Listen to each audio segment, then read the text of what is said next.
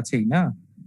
আচ্ছা, তোমাদেরকে আজকে একটা ইন্টারেস্টিং ব্যাপার পড়াবো অথবা আলোচনা করব। পড়ানো তো আসলে বলাটা ঠিক হচ্ছে না, আলোচনা করব। হ্যাঁ, এই ব্যাপারে তোমরাও জানো কিছু কিছু, আমিও কিছু কিছু জানি।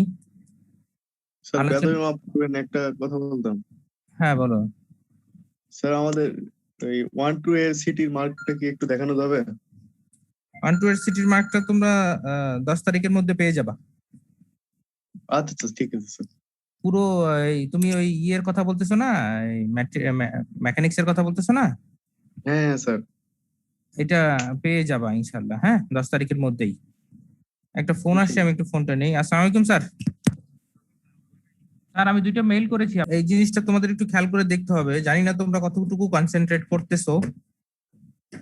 আর যদি কনসেন্ট্রেট কম করো সেটাও আমার সমস্যা না, কারণ ফাইনাল ইয়ারে যখন যাবা, 4th ইয়ারে যখন যাবা, 4-1-এ যে তোমাদের ভাইরা আছে তারা বুঝতেছে যে আসলে প্রপার্টিজ এর উপরে কতখানি খেয়াল দেওয়া দরকার ছিল, বিশেষ করে ম্যাটেরিয়ালস এর উপরে। হ্যাঁ, এই আমরা ব্রিক পড়লাম, আমরা এগ্রিগেট পড়লাম, আমরা কি বলে সিমেন্ট পড়লাম। হ্যাঁ, বড় সিমেন্টের ভাইদের থেকে তো আমাদের অবস্থা আরো খারাপ হয়ে যাবে তাহলে স্যার। হ্যাঁ, সিমেন্টের যে কেমিস্ট্রি। হ্যাঁ, তোমাদের অনেক বড় ভাই সিমেন্ট কেমিস্ট্রি নিয়ে অনেক প্রশ্ন শুনতে হয়েছে যে হ্যাঁ, সিমেন্টের কোন সময় কি কি রিয়েকশন হয়। হ্যাঁ, যখন ম্যানুফ্যাকচারিং হয় তখন কি রিয়েকশন হয়, যখন সিমেন্ট পেস্টকে ওয়াটারের সাথে ইয়ে করা হয়, মিক্স করা হয়, তখন কি কি রিয়েকশন হয়, এবং রিয়েকশনের মাধ্যমে স্ট্রেংথ কিভাবে ডেভেলপড হয়। এগুলা অনেক প্রশ্নের সম্মুখীন হইতে হয়েছে। কারণ হচ্ছে গিয়ে অনেকেই আমরা স্ট্রাকচার নিয়ে থিসিস করতে চাই, অথবা যদি তুমি অন্য কোনো ইভেন্ট ট্রান্সপোর্টেশন নিয়েও তুমি থিসিস করতে চাও, ট্রান্সপোর্টেশনও pavement design, rigid pavement design, flexible pavement design, এগুলো অনেক ক্ষেত্রে আমাদের কনক্রিট ব্যবহৃত হয়। তো কখনো আমরা সিমেন্ট কনক্রিট ব্যবহার করব, আবার কখনো আমরা অ্যাসফাল্ট কনক্রিট ব্যবহার করব। আমি ট্রান্সপোর্টেশনের ক্ষেত্রে বললাম। আর যদি আমি স্ট্রাকচারের কথা বলি, ম্যাক্সিমাম সময় আমাদের কনক্রিট দরকার হয়। এবং এমনকি তুমি যদি কম্পিউটারাইজ কোনো প্রোগ্রামিং দিয়ে অ্যানালাইসিস করতে যাও, তাহলেও তোমার প্রপার্টি সম্বন্ধে ভালো জ্ঞান থাকতে হবে, যাতে করে তুমি ওই প্রোগ্রামের ইনপুটে তোমার কি বলে এই ম্যাটেরিয়াল প্রপার্টিজ গুলো খুব ভালো করে দিতে পারো। এই জন্য আশা করি একটু খেয়াল করবা, কারণ হচ্ছে গিয়ে খেয়াল না করলে আসলে পরবর্তীতে তোমাদেরই কথা শুনতে হবে যে তুমি এই ব্যাপারটা জেনে আসুনি, তো এটা তো সমস্যা। আর তোমার কাছে বুঝতেও কষ্ট হবে যে হ্যাঁ, এটা কিভাবে এরকম হইতেছে, এটা কেন এইভাবে হইতেছে আমি বুঝতেছি না। হ্যাঁ, এটা কেনই বা এরকম হবে, তোমাকে যখন এক্সপ্লেইন করতে বলবে যে হ্যাঁ, এক্সপ্লেইন করো তোমার এই কি কাজ করেছো, এটা এক্সপ্লেইন করো, তখন তোমার কাছে একটু খারাপই লাগবে, কষ্টই লাগবে, কারণ এক্সপ্লেইন তুমি করতে পারতেছো না। ঠিক আছে, আজকে আমরা কনক্রিট নিয়ে আলোচনা করব। কনক্রিটের কিছু প্রপার্টিজ দেখবো, কিছু টাইপ দেখবো, এবং একটা প্রপার্টি সম্বন্ধে একটু ডিটেলস আলোচনা করব, যেটা আসলে প্রাইম একটা প্রপার্টি, যার উপরে অনেক কিছু ডিপেন্ড করে। এটাকে বলতেছে ওয়ার্কেবিলিটি। এই ওয়ার্কেবিলিটির উপরে স্ট্রেংথ, ডিউরেবিলিটি অনেক কিছু ডিপেন্ড করে। সেগ্রিগেশন, ব্লিডিং অনেক কিছু ডিপেন্ড করে ওয়ার্কেবিলিটির উপরে, মূলত ওয়াটার কন্টেন্টের উপরে নির্ভর করে। আমরা আস্তে আস্তে ওদিকে যাব। তবে যদি এক কথায় বলি কনক্রিটটা কি, এটা হচ্ছে আর্টিফিশিয়াল স্টোন। কনক্রিটটাকে যদি আমি বলি, স্টোন এমনিতে স্টোন পাওয়া যায় পাহাড়ে বলো, অথবা আমাদের বিভিন্ন জায়গায় যে স্টোন পাওয়া যায়, এটা অ্যাপ্রোথাপ্রো শেপের হয়, ডিফারেন্ট টাইপস অফ শেপের হয়। কিন্তু কনক্রিট হচ্ছে কাস্টমাইজেবল শেপে, আর্টিফিশিয়াল স্টোন লাইক ম্যাটেরিয়াল মাস হিসেবে তৈরি করা যায়। হ্যাঁ, এবং এর স্ট্রেংথ তো খুব ভালো। অনেক ক্ষেত্রে স্টোনের চেয়েও ভালো স্ট্রেংথ পাওয়া যায়, হ্যাঁ, যদি আমরা কন্ট্রোলিংটা ভালো করতে পারি। তো এটাকে আসলে কিভাবে পাওয়া যেতে পারে, যেহেতু আমরা কাস্টমাইজ করতে পারবো, শেপকে কাস্টমাইজ করতে পারবো, স্ট্রেংথকে কাস্টমাইজ করতে পারবো, হ্যাঁ, সাইজকে কাস্টমাইজ করতে পারবো। এই জন্য আর্টিফিশিয়াল স্টোন বলতেছি, with customisable shape and size. হ্যাঁ, তো সেক্ষেত্রে তো এটা কিভাবে তৈরি করা যায়, এটা আসলে একটা কম্পোজিট ম্যাটেরিয়ালস। এখানে লেখা আছে দেখো, কম্পোজিট ম্যাটেরিয়ালস মূলত কয়েকটা ম্যাটেরিয়ালস এর, কয়েকটা হোমোজেনিয়াস ম্যাটেরিয়ালস এর মিক্সিং এর ফলে এটা তৈরি হয়। এর মধ্যে সবচেয়ে প্রাইম এজেন্ট হচ্ছে গিয়ে বাইন্ডিং ম্যাটেরিয়ালস, এটাকে আমরা সিমেন্ট অথবা লাইম বলতে পারি। ইতিপূর্বে লাইম ব্যবহার করা হইতো, এরপরে যখন টেকনোলজি আপডেট হলো তখন সিমেন্ট লাইমটাকে কনভার্ট করে সিমেন্ট তৈরি করে ফেলছে। তো এদের সাথে আছে অ্যালং উইথ আছে অ্যাগ্রিগেট। হ্যাঁ, অ্যাগ্রিগেট আমরা sand, gravel, stone, brick, chips অনেক কিছু বলতে পারি। এবং দেখো স্যান্ড, গ্রাভেল, স্টোন অথবা ব্রিক চিপস এর সাথে আমি সিমেন্ট মিশালাম। এরপরে মেইন উপাদান হচ্ছে পানি। এর পরবর্তী যে ইম্পর্টেন্ট উপাদান পানি। এবং অ্যাডমিক্সচার আমরা চাইলে ব্যবহার করতে পারি, নাও ব্যবহার করতে পারি। অ্যাডমিক্সচারের বিভিন্ন ধরনের কার্যকলাপ আছে। অ্যাডমিক্সচার মানে হচ্ছে গিয়ে তুমি ভাত খাচ্ছো, ভাতের সাথে একটু আচার নিয়ে নিলা, এরকম আর কি। আসলে এটা সব সময় অনেকে করে, আবার করেও না। অনেকে স্যার আচারটা হ্যাঁ বলো। স্যার তাহলে কি এটা বিলাসিতা? হ্যাঁ, এটা একটু বিলাসিতাই, কারণ অ্যাডমিক্সচারের দাম অনেক বেশি। হ্যাঁ, এবং বাংলাদেশ নিজেরা প্রডিউস করে না, ইম্পোর্ট করে, যার কারণে অ্যাডমিক্সচারের খরচটা বেশি পড়ে। এটা বিলাসিতাই বলতে পারো।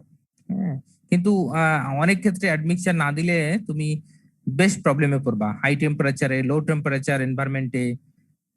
অথবা তুমি হাই স্ট্রেংথ কনক্রিট চাচ্ছ, তখন তোমার অ্যাডমিক্সচার লাগবে। আমরা বলবো, আমরা এই কথাগুলো আসবে অ্যাডমিক্সচার আসলে কেন দরকার হয়। হ্যাঁ, বুর্জ খলিফার নাম শুনেছো, তারপরে ইসে টুইন টাওয়ারের নাম শুনেছো মালয়েশিয়াতে।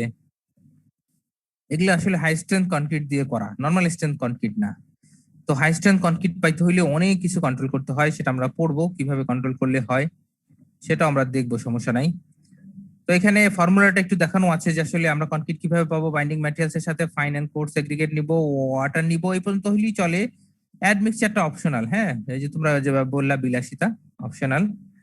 অ্যাডমিক্সচারটা আমি অপশনাল হিসেবে নিতে পারি, নো প্রবলেম। এভাবে করে কনক্রিট মিক্স করা হয় অনেক জায়গায়, তোমরা দেখছো হয়তো। কনক্রিটটাকে মূলত মিক্স করার পরে এরকম দেখা যায়, যার কনসিস্টেন্সিটা, হ্যাঁ, ঘনত্বটা মিক্স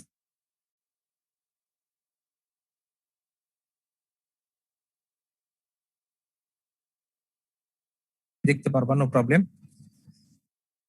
আচ্ছা, বেসিক মিক্সের মধ্যে কি কি কম্পোজিশন থাকে সেটা তো বললাম। বাইন্ডিং ম্যাটেরিয়ালস থাকবে, হ্যাঁ, সিমেন্ট অথবা লাইমের মতো। এগ্রিগেট থাকবে, ইনার্ট ম্যাটেরিয়ালস বলে। এগ্রিগেট মানে এটাকে ভলিউম দিবে।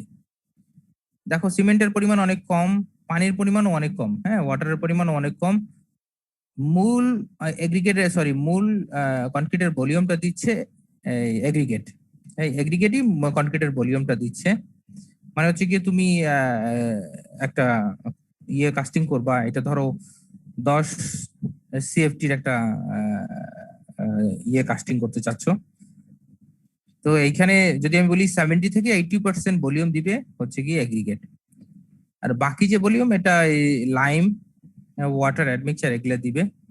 তবে ভলিউম দেওয়ার ক্ষেত্রে সবচেয়ে বেশি ভলিউম দিচ্ছে এগ্রিগেট, এই জন্য একটা ইনার্ট ম্যাটেরিয়ালস বলতেছে ফিল করার জন্য। অ্যাডমিক্সচার মানে পোজোলান। এই পোজোলান কথাটা নিয়ে এর আগে আলোচনা করেছি কিনা জানি না। অ্যাডমিক্সচারটা মূলত বিভিন্ন কেমিক্যালের থাকে, সলিউশন থাকে। অথবা চাইলে আমি এয়ার এর বাবলও ব্যবহার করতে পারি, অথবা ফ্লাই অ্যাশও নিতে পারি, নো প্রবলেম, অ্যাডমিক্সচার হিসেবে। অথবা অন্য কোনো ম্যাটেরিয়ালস নিতে পারি। এই ম্যাটেরিয়ালস গুলোকে পোজোলান বলে, সমস্যা নাই। এই পোজোলান আমি সিমেন্টের সময় আলোচনা করে আসছি যে আসলে পোজোলানটা কি। এটা হচ্ছে পোর্টল্যান্ড কম্পোজিট সিমেন্ট, পিসিসির ভিতরে পোজোলানিক ম্যাটেরিয়ালস ইউজ করা হতো। ওইখান থেকে আমরা পোজোলান সম্বন্ধে একটা ধারণা পেয়ে আসছি। তবে এই জিনিসটা এখানে না হলেও চলবে, অ্যাডমিক্সচার শুধু জানলেই হবে। তো টাইপ অফ কনক্রিট মিক্সের টাইপটা আসলে ডিপেন্ড করে এর মধ্যে কি কি ম্যাটেরিয়ালস আমরা ব্যবহার করতেছি, অথবা আমি কোথায় ব্যবহার করব, এর উপরেও ডিপেন্ড করে। তবে আমাদের যে জিনিস দরকার সেই জিনিস হচ্ছে গিয়ে, আমরা যেহেতু স্পেশাল টাইপ অফ কনক্রিট পড়বো, এই জন্য এখনই আমি ওই ওরকম বেশি এক্সটেন্সিভ ডিটেইলে যাচ্ছি না, টাইপের এক্সটেন্সিভ ডিটেইলে যাচ্ছি না। আমি জাস্ট বাইন্ডিং ম্যাটেরিয়াল কি কি ইউজ করলে কি ধরনের হইতে পারে, অথবা কি কি ম্যাটেরিয়াল ইউজ করলে কনক্রিট কি ধরনের হইতে পারে সেটা দেখাচ্ছি। যেমন লাইম কনক্রিট, একবারে সহজ কথায় বুঝতেছো, এর মধ্যে লাইম থাকবে বাইন্ডিং ম্যাটেরিয়ালস হিসেবে, তাহলে এটা লাইম হবে। আর সিমেন্ট কনক্রিট হচ্ছে গিয়ে লাইমের পরিবর্তে এখানে সিমেন্ট থাকবে, সিমেন্ট কনক্রিট হবে। আর রেইনফোর্স সিমেন্ট কনক্রিট বলতে বোঝা যাচ্ছে আরসিসি, যেটাকে আমরা নিয়ে অনেক বেশি আলোচনা করি। সেটা হচ্ছে গিয়ে সিমেন্ট কনক্রিটের মধ্যে এক্সট্রা একটা ম্যাটেরিয়াল থাকবে, সেটা হচ্ছে রেইনফোর্সড রিইনফোর্সমেন্ট আর কি, হ্যাঁ, রড টড থাকবে, স্টিল থাকবে, তাহলে এটাকে আমি রিইনফোর্স সিমেন্ট কনক্রিট বলতে পারবো। এখন যদি বলো স্যার টাইপ তো এই কয়টাই, লিমিটেড না। হ্যাঁ, তোমরা যদি এরকম ধারণা করো, ওকে ঠিক আছে, টাইপ Recording in progress. এই কয়টাই নির্ধারিত না, টাইপ আরো অনেকগুলো আছে। তো আমি জাস্ট সামান্য আলোচনা করব, তাই এই তিনটা নিয়ে আলোচনা করলাম। আমরা যখন স্পেশাল টাইপ অফ কনক্রিটে আলোচনা করব, তখন এই টাইপগুলো নিয়ে আলোচনা করব। যেমন ফাইবার রিইনফোর্স কনক্রিট আছে, হ্যাঁ, তারপর ফেরাস সিমেন্ট কনক্রিট আছে, এইগুলা অনেক কনক্রিটের স্পেশাল টাইপ অফ কনক্রিট আছে, যেগুলো নিয়ে আমরা পরবর্তীতে আলোচনা করব, তোমাদের সিলেবাসে আছে। তো সেক্ষেত্রে দেখো, লাইম কনক্রিটের মধ্যে লাইম থাকবে, concrete lime as a binding materials হিসেবে ইউজ হবে। লাইম কনক্রিট মূলত খোয়া অথবা স্টোনের সাথে ইউজ করা হতো, ম্যাক্সিমাম সময় এখন জলসাতে ব্যবহার করা হয় রুফিং এর জন্য। হ্যাঁ, এই রুফিং এর জন্য ব্যবহার করা হয়। ওরা এখানে ফাউন্ডেশন এবং মেইনলি ফাউন্ডেশন এন্ড টেরাক রুফিং এর জন্য ওরা ব্যবহার করতেছে। এটার রেশিও ওরা বলে দিয়েছে, টেন্টেটিভ একটা রেশিও ওরা বলে দিয়েছে 1:5। আর যদি জলসাদ হয় সেক্ষেত্রে রেশিওটা একটু ডিফারেন্ট, 1:3:7 হয় রেশিওটা। সিমেন্ট কনক্রিটের বেলা 1:2:4 এটা আমরা জানি, অথবা 1:3:6। যদি মাস কনক্রিট হয়, অনেক বেশি কনক্রিট বানাইতে হয়, সেক্ষেত্রে 1:3:6 হয়। এগুলো সাধারণত ব্যবহার করা হয় ড্যামে, ড্যাম অথবা বড় ধরনের গ্রাভিটি কনস্ট্রাকশনে ব্যবহার করা হয়, যে হ্যাঁ আমার এখানে গ্রাভিটি লাগবে, অনেক বেশি ওজন লাগবে একটা জিনিসকে ঠেকায় রাখার জন্য। এটা একবারে ভালো উদাহরণ হচ্ছে গিয়ে ড্যাম, বাঁধ, এগুলা ভালো উদাহরণ। স্যার যেমন 124 কি আরসিসি তে ইউজ করা হয় না স্যার? হ্যাঁ, 1:4 কনক্রিট আর কি, হ্যাঁ, সিমেন্ট কনক্রিটের কথা বলতেছি।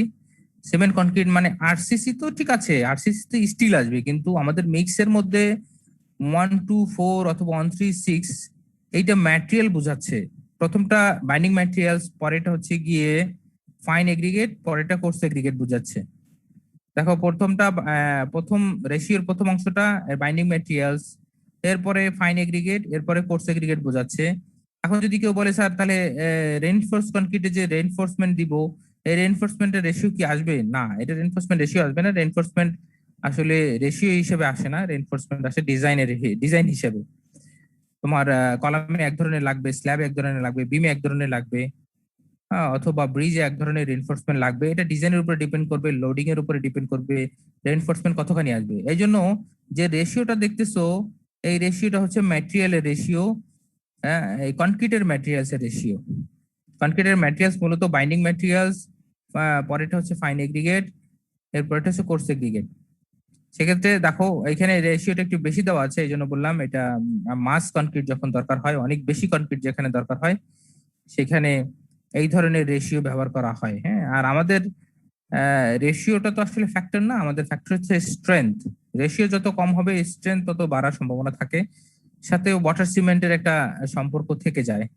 আমরা সাধারণত কনক্রিটের যে স্ট্রেংথ, হ্যাঁ, এটা ধরে নেই 28 দিনেই প্রায় 80% স্ট্রেংথ জেনারেট করে ফেলে। হ্যাঁ, 28 দিন কনক্রিট কাস্টিং এর 28 দিনে 70 থেকে 80% স্ট্রেংথ কনক্রিটের মধ্যে চলে আসে। যার কারণে যদি তুমি বিমের কথা বলো, বিম 28 দিন পরে চাইলে বিমের তলার শাটারিং খুলে ফেলতে পারবে, কলাম চাইলে 7 দিন পরে খুলে ফেলতে পারবে। এখন যদি কেউ জিজ্ঞেস করে স্যার কলাম 7 দিন পরে খুলে ফেললাম, কিন্তু বিম 28 দিন পরে খুললাম কেন? আমি তলার শাটারিং এর কথা বলছি, বিমের তলার শাটারিংটার কথা বলছি। সাইডের শাটারিং তুমি 7 দিনের পরেই খুলে ফেলতে পারবা, কোনো সমস্যা নাই। কারণ হচ্ছে সাইডে যদি শাটারিং খুলে ফেলো, সাইড হচ্ছে গিয়ে জাস্ট আটকে থাকবে, ও নিজেকে আটকায় রাখবে। আর তলার শাটারিংটা যদি আমি খুলে ফেলি, ওই ইয়েগুলো সরাই ফেলি, তো এতে করে পুরো বিমের ওজনটা এই তলার রেইনফোর্সমেন্ট এবং কনক্রিটের উপরে পড়বে, যেটা কিনা 7 দিন পরে খুলে ফেললে ক্র্যাক চলে আসার সম্ভাবনা থাকে, কারণ স্ট্রেংথ পুরোপুরি ডেভেলপড হয় না। আর কলামের ক্ষেত্রে কলাম দেখো দাঁড়ায় আছে, ভদ্রলোকের মতো দাঁড়ায় আছে, এর নিজের ওজন নিয়েই দাঁড়ায় আছে। আবার এর মধ্যে রডও আছে, ভার্টিক্যালি রডও আছে, যার কারণে কলামের শাটারিংটা 7 দিন পরেই খুলে ফেলা যায়। তো সেক্ষেত্রে আমাদের এই ব্যাপারটা একটু খেয়াল রাখতে হবে, স্ল্যাব হোক অথবা বিমের বটমের শাটারিং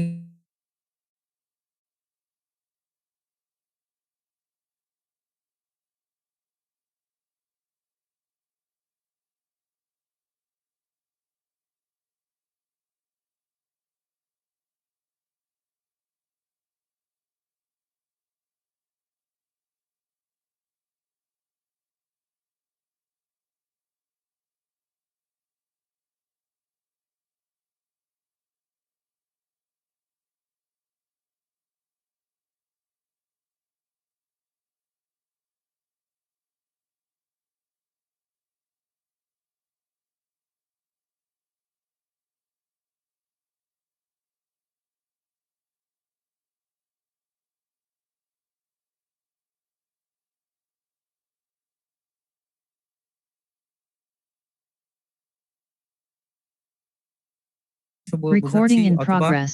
কলামের কাছাকাছি অংশ বোঝাচ্ছি, এখানে টপ 5 এর টেনশন চলে আসে। আর যদি সিম্পলি সাপোর্টেড হয় সেক্ষেত্রে বটম 5 এ টেনশন চলে আসে, স্ল্যাব বলো বিম বলো।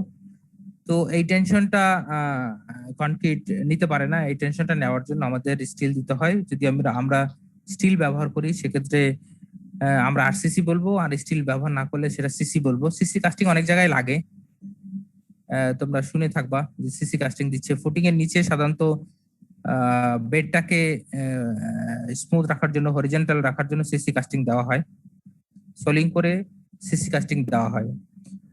তো এই হচ্ছে ডিফারেন্ট টাইপস অফ কি বলে concrete depending on their binding materials and steel used. আর দুইটা হচ্ছে টেরাক হ্যাঁ। রুফিং মানে কি জলছাদ? বুঝিনি। স্যার টেরাক রুফিং টেরেস বলে, টেরেসটাকেও ছাদ বলে। হ্যাঁ, টেরেস এর বাংলা অর্থ ছাদ। এটার সাথে রুফিং অ্যাড করে দিয়েছে, ছাদের সিস্টেমকে বোঝাচ্ছে। তোমরা অনেক সময় দেখবা যে ও বলে না, রুফ বলে না, টেরেস বলে, যাচ্ছে টেরেসে যাচ্ছে একটু, হ্যাঁ হাওয়া খেয়ে আসি, এরকম কিছু কথাবার্তা বলে। এটা তোমরা শুনেছো কিনা জানি না। টেরেস মানেও ছাদ। এখানে জাস্ট একসাথে কেন দিয়েছে বুঝতেছি না, তবে আমি যতটুকু জানি টেরেস মানে ছাদ। হ্যাঁ,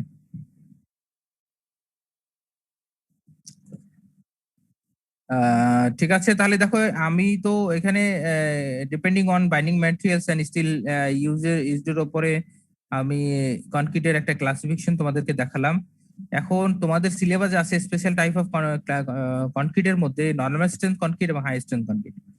এটা স্পেশাল ভাবে উল্লেখ করা আছে যে হ্যাঁ, what do mean by normal strength concrete and high strength concrete. তো নরমাল স্ট্রেংথ কনক্রিট যেটা আমরা এর আগে আলোচনা করে দিয়ে আসলাম, এইটাই নরমাল স্ট্রেংথ কনক্রিট। এখন যেহেতু স্ট্রেংথের কথাটা বলা আছে, কনক্রিটের স্ট্রেংথ মূলত কম্প্রেসিভ স্ট্রেংথ। একবারে যদি আমি এক কথায় বলি যে কনক্রিটের স্ট্রেংথ বলতে কি বোঝো, তাহলে তোমরা বলতে পারবো যে কনক্রিটের স্ট্রেংথ মানে হচ্ছে কম্প্রেসিভ স্ট্রেংথ। এখন তোমরা ল্যাবরেটরিতে টেস্ট করেছো কনক্রিটের স্ট্রেংথ কিভাবে বের করে, যদিও আমি দেখাবো যে কি কি স্যাম্পল তৈরি করতে হয়, কিভাবে স্যাম্পল তৈরি করতে হয়, টেস্ট কিভাবে করতে হয়, এগুলো হয়তো তোমরা ল্যাবরেটরিতে করে আসছো। কিউব টেস্ট করেছো, তারপরে যদি আমি বলি সিলিন্ডার টেস্ট করেছো, এ দিয়ে কম্প্রেসিভ স্ট্রেংথ নিয়ে আসছো। ইয়েও করেছো, লোড ডিফরমেশন কার্ভও আঁকছো, স্ট্রেস স্ট্রেন কার্ভও আঁকছো তোমরা, আমি যতটুকু জানি। তো নর্মাল অথবা রেগুলার স্ট্রেংথ কনক্রিট যদি বলি, রেগুলার কনক্রিট অথবা নর্মাল স্ট্রেংথ কনক্রিট, ওই কনক্রিটটাকে বোঝানো যাচ্ছে যেগুলো আমরা সাধারণত নর্মাল কাজে ব্যবহার করি, এই ঘর বাড়ি তৈরি করার কাজে ব্যবহার করি, হাই রাইজ বিল্ডিং বাদে, অথবা অনেক বেশি স্প্যানের ব্রিজ বাদে। যেমন আমাদের ইসে পদ্মা ব্রিজে অনেক হাই স্ট্রেংথ কনক্রিট ব্যবহার করা হয়েছে। ব্রুজ খলিফাতে প্রায় 12,000 PSI স্ট্রেংথের কনক্রিট ব্যবহার করা হয়েছে।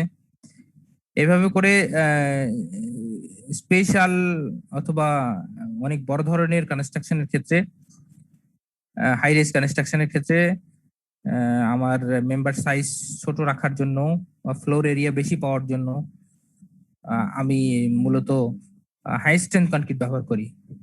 তো যেহেতু স্ট্রেংথের কথা আসছে, স্ট্রেংথের কথা যদি বলি তাহলে বলতে হবে যে নর্মাল স্ট্রেংথ কনক্রিট এই রেঞ্জের মধ্যে যদি থাকে সেক্ষেত্রে আমরা নর্মাল স্ট্রেংথ কনক্রিট বলি। এখন এটা ডিপেন্ড করে টাইমের ওপরে অথবা জমানার ওপরে। একটা সময় ছিল যে 28 MPa পর্যন্ত, যদি 28 MPa এর পরে যদি তোমরা কনক্রিট বানাইতে পারো তাহলেই ওইটাকে হাই স্ট্রেংথ কনক্রিট বলতেছিল, মাত্র 28। তাহলে যদি 28কে PSI তে নিয়ে আসতে চাও, 145 দিয়ে গুণ দাও, 28কে 145 দিয়ে গুণ দিলে 4000-এর উপরে গেলেই, 4000 PSI এর উপরে যদি কনক্রিট যেত তাহলেই বলতো ওকে এটা হাই স্ট্রেংথ কনক্রিট। এরপরে বললো 6000, বাংলাদেশ এখনো বলতেছে 6000 হাই স্ট্রেংথ কনক্রিটের বেলা। এখানে উল্লেখ আছে 6000 PSI। হ্যাঁ, এই দেখো এখানে উল্লেখ আছে ওভার 6000 PSI মানে পাউন্ড পার স্কয়ার ইঞ্চি, এটা বাংলায় লিখে দিয়েছে। যদি 6000-এর উপরে PSI এর উপরে হয় তাহলেই তারা বলতেছে ওকে এটা হাই স্ট্রেংথ কনক্রিট। কিন্তু ওয়ার্ল্ডে এটা 6000-এর মধ্যে নাই, এইটা তোমার চলে গেছে, এটাকে ইয়েতে দেখতে হবে কত আসে, পিএসআই তে কত আসে। এটা চলে গেছে 60 থেকে 100, অথবা ইভেন গ্রেটার দেন 100 এমপি এর উপরে চলে গেছে। তাহলে 60 এমপি যদি হয় সেক্ষেত্রে 145 দিলে এইটা চলে গেছে প্রায় 9000 এমপি, 9000 পিএসআই এর উপরে। তো ওয়ার্ল্ড বলতেছে যে 9000 পিএসআই এর উপরে যে কনক্রিট থাকবে সেটাকে আমরা হাই স্ট্রেংথ কনক্রিট বলবো। এখন তোমরা অনেকে বলতে পারো স্যার তাহলে আসলে হাই স্ট্রেংথ কনক্রিটের বাউন্ডারিটা কোথায় আছে? আসলে হাই স্ট্রেংথ কনক্রিটের বাউন্ডারিটা কোথাও নেই। এই এক একটা দেশ যেটা ধরতেছে, বাংলাদেশ বলতেছে 6000-এর উপরে, ইউএসএ, ইউকে, হ্যাঁ এরা বলতেছে অথবা যদি আমি বলি এখানে ফ্রান্স, কয়েকটা দেশের কথা হচ্ছে, নরওয়ে, ফ্রান্স, হ্যাঁ সাম আদার কান্ট্রিজ আছে, এরা বলতেছে যে না, 9000 পিএসআই এর উপরে যে ইয়ে হবে, কনক্রিট হবে, কম্প্রেসিভ স্ট্রেংথের কনক্রিট হবে, এই কনক্রিটকে আমরা হাই স্ট্রেংথ কনক্রিট বলবো। দেখো নর্মালি আমরা বাসা বাড়ি যেটা লো রাইজ বিল্ডিং হয়, মূলত 8-10 তলা বিল্ডিং হয়, 10 তলাকে অনেক হাই রাইজ বিল্ডিং বলতেছে। এই হাই রাইজ কাকে কাকে কাকে বলে এইটা নিয়েও অনেক প্রশ্ন আছে। অনেকে বলে যতক্ষণ পর্যন্ত আমার লিফট লাগবে না ততক্ষণ পর্যন্ত লো রাইজ বলবো, আর লিফট লাগলেই হাই রাইজ বলবো। এটা শোনার পরে অনেকে বলতেছে যে এটা কেমন কথা বললেন, লিফট তো এখন অনেকে দোতলা 3 তলা বিল্ডিং এও লাগায়, যেমন আমাদের বিসি স্যারের বিল্ডিংটাতে লিফট আছে, কিন্তু কিন্তু বিল্ডিংটা মাত্র হচ্ছে 4 তলা কি 5 তলা বিল্ডিং, 5 তলা বিল্ডিং এ সে লিফট লাগাইছে, তাহলে লিফট লাগাইলেই কি হাই রাইজ হবে? বলছে না। আবার বলতেছে, অনেকে বলতেছে যে 8-10 তলার উপরে হইলেই হাই রাইজ হবে। আসলে হাই রাইজের ডেফিনিশন বিভিন্ন দেশে বিভিন্ন রকম। অনেকে বলতেছে 20 তলার উপরে হইলে, 22 তলার উপরে হইলে হাই রাইজ হবে। সেক্ষেত্রে হাই রাইজ, লো রাইজ এটা নিয়েও প্রশ্ন আছে। হাই স্ট্রেংথ, লো স্ট্রেংথ, হাই স্ট্রেংথ অথবা normal strength, regular strength concrete নিয়েও প্রশ্ন আছে। তবে আমাদের বাংলাদেশে ধরা হয় 6000 পিএসআই নিচে যেটা হবে সেটা হচ্ছে গিয়ে লো স্ট্রেংথ অথবা নর্মাল স্ট্রেংথ কনক্রিট, আর 6000 পিএসআই এর উপরে গেলে হাই স্ট্রেংথ কনক্রিট হবে। তবে অন্যান্য দেশে এর ইয়েও আছে। সাধারণত পার্সোনাল যে ঘর বাড়িগুলো হয়, হ্যাঁ ঘর বাড়ি টেম্পোরারি কনস্ট্রাকশনে ট্রেডিশনাল স্ট্রেংথের যে কনক্রিট ব্যবহার করা হয় এটাকে নর্মাল স্ট্রেংথ কনক্রিট বলতেছে। এটার কয়েকটা ইয়ে আছে যে কি কি ওয়াটার সিমেন্ট রেশিও কতখানি ব্যবহার করতে পারবো আমরা। ওয়াটার সিমেন্ট রেশিওটা মানে হচ্ছে গিয়ে সিমেন্ট এবং ওয়াটারের যে প্রপোর্শনটা হবে, এই প্রপোর্শনটা 0.6 এর বেশি হবে না, নট মোর দেন 0.6। কিন্তু যদি আমি হাই স্ট্রেংথ কনক্রিটের কথা বলি, প্রথম কথা বললাম যে আমাদের বাংলাদেশে বলে 6000 পাউন্ড পিএসআই এর বেশি হইলেই হাই স্ট্রেংথ কনক্রিট। এই হাই স্ট্রেংথ কনক্রিট হইতে হইলে তোমার যে ওয়াটার এবং সিমেন্টের যে প্রপোর্শন আছে, রেশিও আছে, এই রেশিওটা 0.35 এর বেশি নেওয়া যাবে না, এর চেয়ে কম নিতে হবে। তো এইটা স্ট্রিক্টলি মেনটেন করতে হবে। এখন অনেকে বলে স্যার আমরা তো কনক্রিট বানাইছি, আমরা তো পানি বেশি দিয়েছি, 0.5ও দিয়েছি, 0.6ও দিয়েছি। তো যারা তোমরা কনক্রিট ল্যাবরেটরিতে বানাইছো, সর্বনিম্ন তোমরা যেহেতু সবাই আমাকে শুনতেছো, সর্বনিম্ন ওয়াটার সিমেন্ট রেশিও কতখানি ব্যবহার করেছো তোমরা তোমাদের ল্যাবরেটরিতে? হ্যাঁ, যে এক্সপেরিমেন্ট তোমাদেরকে দেখানো হয়েছে, এই এক্সপেরিমেন্টে ওয়াটার সিমেন্ট রেশিও কত ছিল? ডেফিনেটলি তোমাদের একটা ভিডিও দেখানো হয়েছে, অথবা আহ, এভাবে এভাবে একটা ডেমনস্ট্রেশন দেখানো হয়েছে। এই ডেমনস্ট্রেশনে তোমাদের ওয়াটার সিমেন্ট রেশিও কত ছিল? 0.45 দেওয়ার পরে কি মনে হয়েছে যে এটা একটু শক্ত হয়ে গেছে, বেশি শক্ত হয়ে গেছে, হ্যান্ডেলিং করতে সমস্যা হচ্ছে, এরকম কিছু একটা মনে হয়েছিল? স্যার কয়েকটা ওয়াটার সিমেন্ট রেশিও ব্যবহার করে স্যার দেখানো হয়েছে এবং এটার ডিফারেন্সটাও স্যার বলছে। আচ্ছা আচ্ছা, জাস্ট ডেমনস্ট্রেশন দিয়েছে, ভিডিও ডেমনস্ট্রেশন, একবার সরাসরি ডেমনস্ট্রেশন তো পাইছো? সরাসরি তো ওইভাবে আর কি দেখা হয় নাই যে আসলে কনসিস্টেন্সি আচ্ছা ঠিক আছে আচ্ছা কিনা। আচ্ছা আচ্ছা, হ্যাঁ সেক্ষেত্রে যদি ওয়াটার সিমেন্ট রেশিওটা কমে যায় তাহলে মিক্সিংটা একটু ইয়ে হয়ে যায়, কি বলে, মিক্সিংটা অনেক শক্ত হয়ে যায়। এই সিমেন্ট, বালি এবং পাথরের যে মিক্সিংটা, এটা মুভ করানো, সরানো, এদিক সেদিক সরানো, অথবা যেখানে কাস্টিং করতে চাচ্ছি সেখানে দিলে এটা কাস্টিং হইতে চায় না, ঢুকতে চায় না, এরকম অবস্থা হয়। হ্যাঁ, তো সেক্ষেত্রে যখন আমার এই ওয়াটার সিমেন্ট রেশিও অনেক কম হবে, তখন আমার আহ, এই যে সমস্যাগুলোর কথা বললাম, এই সমস্যাগুলো দূর করার ক্ষেত্রে আমাদেরকে একটা জিনিস ব্যবহার করতে হয়, সেটা বলতেছে সুপার প্লাস্টিসাইজার। এই হচ্ছে অ্যাডমিক্সার। অনেকে বলছে না যে এটা বিলাসিতা, এই হচ্ছে সেই বিলাসিতার নাম সুপার প্লাস্টিসাইজার। এইটাকে বলে প্লাস্টিসিটি বাড়ানোর জন্য। ধরো এই পেস্টটা, এর কনসিস্টেন্সিটা অনেক হার্ড কনসিস্টেন্সি হয়েছে, এই কনসিস্টেন্সিটাকে হার্ড না করে অনেক সফট কনসিস্টেন্সি বানানোর জন্য এই যে এই মিক্সিং এর যে ঘনত্ব, এই ঘনত্বটা এমন একটা ঘনত্ব হবে যাতে করে এটা প্লেসিং, এটা ট্রান্সফারিং, প্লেসিং এগুলো খুব সহজ হয়। তো সেক্ষেত্রে আমরা অ্যাডমিক্সার ব্যবহার করতে পারি। ডেফিনেটলি হাই স্ট্রেংথ কনক্রিট তৈরি করতে হলে আমাদের অ্যাডমিক্সার লাগবে। সেই অ্যাডমিক্সারের নামে এখানে বলা আছে। এটা হলো পরেরটা হচ্ছে, এই ডেফিনেশনটা দেওয়া আছে আমাদের দেশের কনটেক্সটে না, এটা উন্নত দেশের কনটেক্সটে এটার ডেফিনেশন কি হবে সেটা বলা আছে, এবং আমরা কিভাবে অ্যাচিভ করতে পারি হাই স্ট্রেংথ কনক্রিট। এইচএসসি মানে হচ্ছে হাই স্ট্রেংথ কনক্রিট। অবশ্যই ওয়াটার সিমেন্ট রেশিও এইটা অথবা তা ইভেন লোয়ার হইতে হবে, 0.3 অথবা থেকে 0.35 এর মধ্যে হবে, অথবা তার চেয়েও কম নেওয়া যেতে পারে। এবং ব্যবহার করতে হবে ক্রাস্ট রক অ্যাগ্রিগেট ব্যবহার করতে হবে, যার কিনা ক্রাশিং স্ট্রেংথ অনেক বেশি। তোমাদেরকে ইসে অ্যাগ্রিগেট ক্রাশিং ভ্যালু বের করা দেখাবে হচ্ছে কি ট্রান্সপোর্টেশন ল্যাবে, যে এগ্রিগেশন ক্রাশিং ভ্যালুটা একটু বেশি হইতে হবে, যেটা কিনা আমাদের ব্রিক চিপসে অনেক কম। ব্রিক চিপস এখানে ব্যবহার করা যাবে না। এরপরে সুপার প্লাস্টিসাইজার হিসেবে অথবা হাই রেঞ্জ ওয়াটার রিডিউসার মানে হচ্ছে কি ওয়াটার কম ব্যবহার করা লাগে, এরকম অ্যাডমিক্সার আমাদের ব্যবহার করতে হবে। সিলিকা ফিউম ব্যবহার করতে পারি, হ্যাঁ, মাইক্রোসিলিকা বলে, অথবা আহ, এই এই ম্যাটেরিয়ালটাকে ব্যবহার করা যেতে পারে। এই দুইটা ম্যাটেরিয়ালই তোমার স্ট্রেংথ এনহ্যান্সিং ম্যাটেরিয়ালস, মানে এগুলা ম্যাটেরিয়াল ব্যবহার করলে কনক্রিটের স্ট্রেংথ অনেক বেশি বাড়ে। সেক্ষেত্রে আমরা চাইলে হাই স্ট্রেংথ কনক্রিট এইভাবে অ্যাচিভ করতে পারি, হ্যাঁ, যেভাবে এখানে আমি একটু এক্সপ্লেইন করার চেষ্টা করলাম। এই পরবর্তী ইয়েটা দেখা যাচ্ছে আমার, নাকি আগেরটাই আছে বলো তো?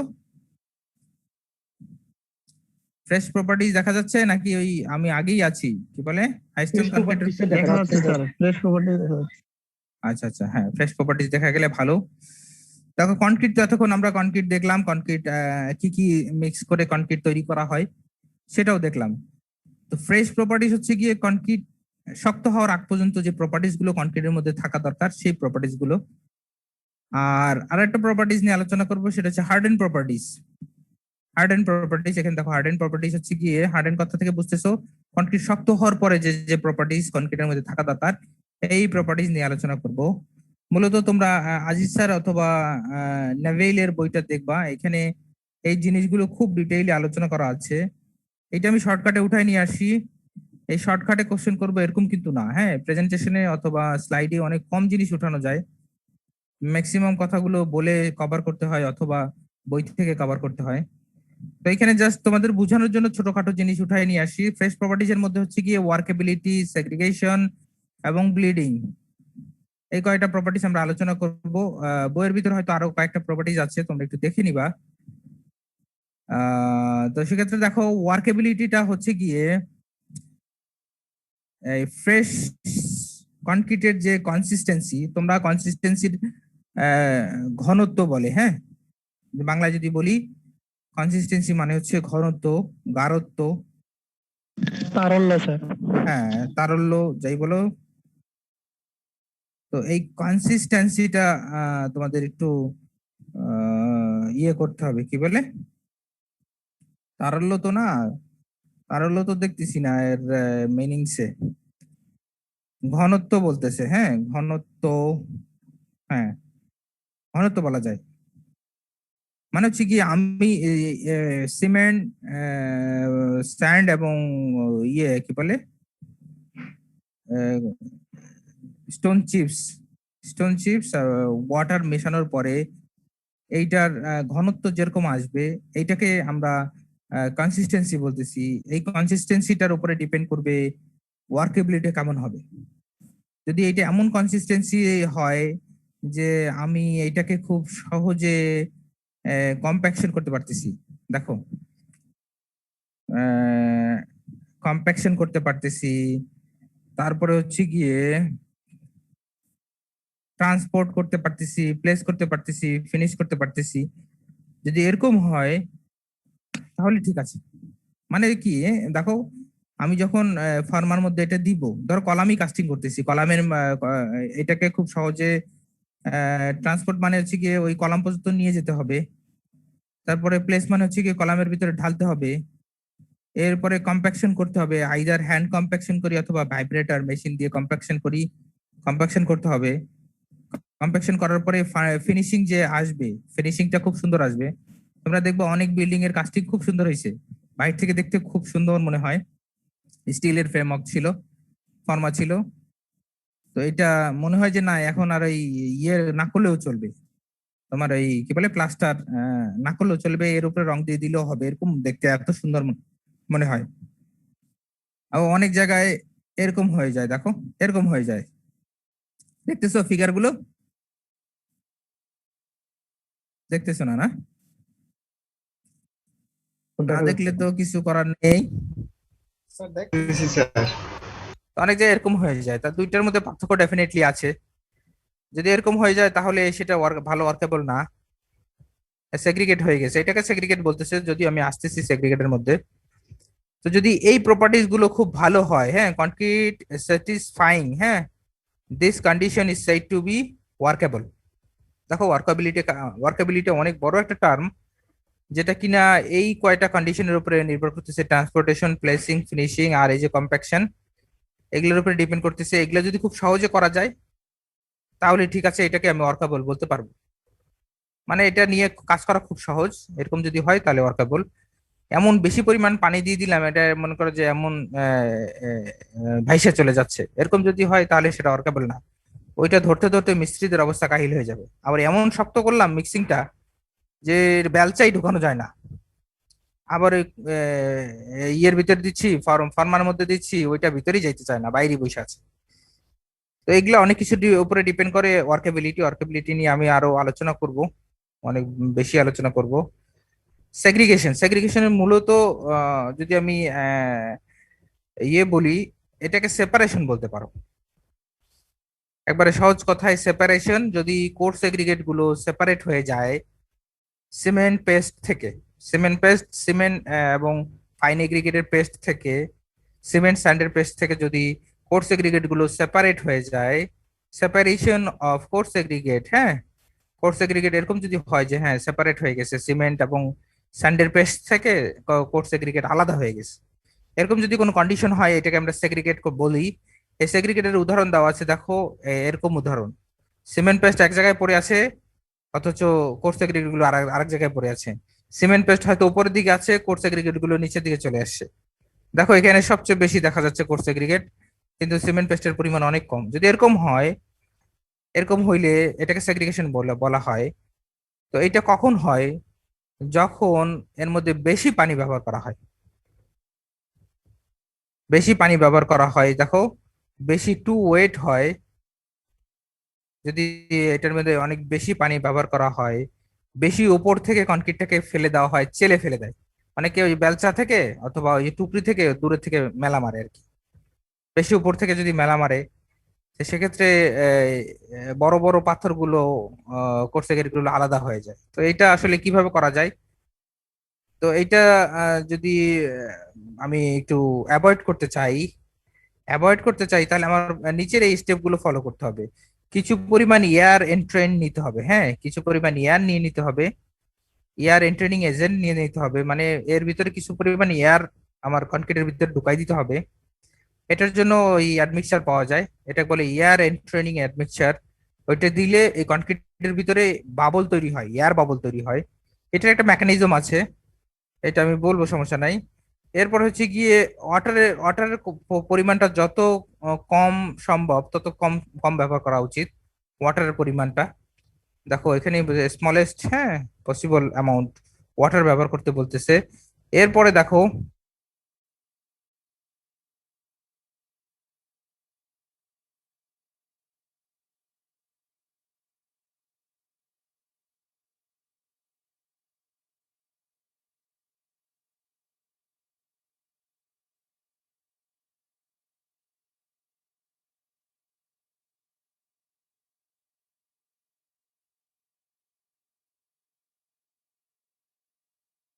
Recording stopped.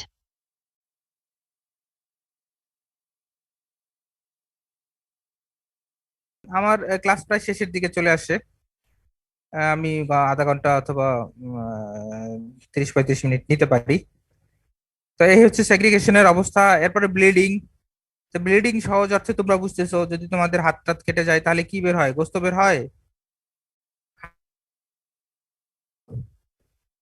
ব্লাড বের হয়েছে। এই তো এটাকে ব্লিডিং বলতেছে। আর কনক্রিটের ব্লিডিংটা এরকমই, ফেনোমেনাটা অনেকটা এরকমই। যদি কনক্রিটের ভিতর থেকে পানিটা, স্বচ্ছ পানিটা, একবারে ফ্রেশ পানিটা যদি আলাদা হয়ে যায়, আলাদা হয়ে সারফেসের ভিতরে চলে আসে, তখন এটাকে ব্লিডিং বলতেছে। দেখো এখানে ফিগারটাতে বোঝা যাচ্ছে কিনা আমি জানি না। কনক্রিট দেওয়ার পরে দেখো পানি, খুব সুন্দর পানি মনে হচ্ছে না উপরে?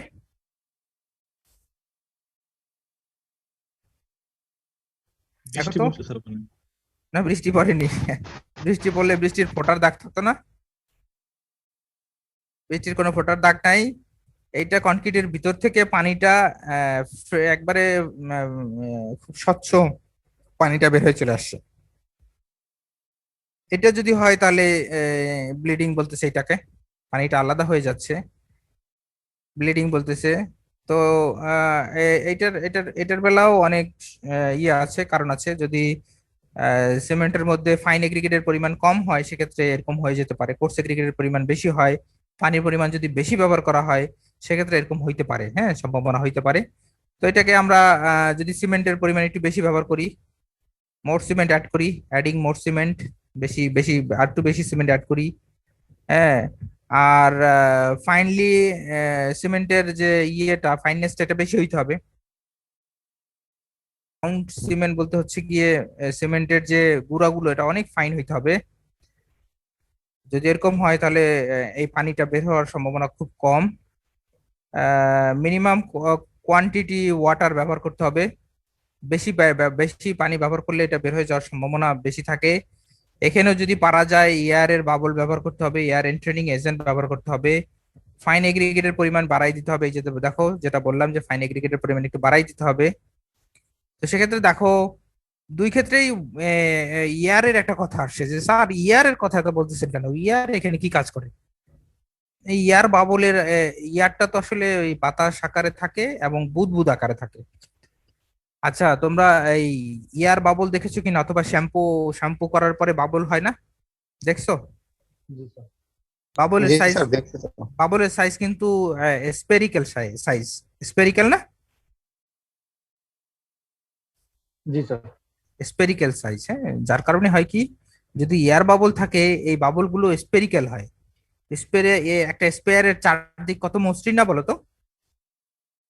হয় কি, এই বাবলটা থাকার কারণে এই বাবলের সাথে এবং ম্যাটেরিয়ালের সাথে ঘর্ষণের পরিমাণ কম হয় বাবলটা ভিতরে থাকার কারণে, যার কারণে খুব ভালো কম্প্যাকশন হয়।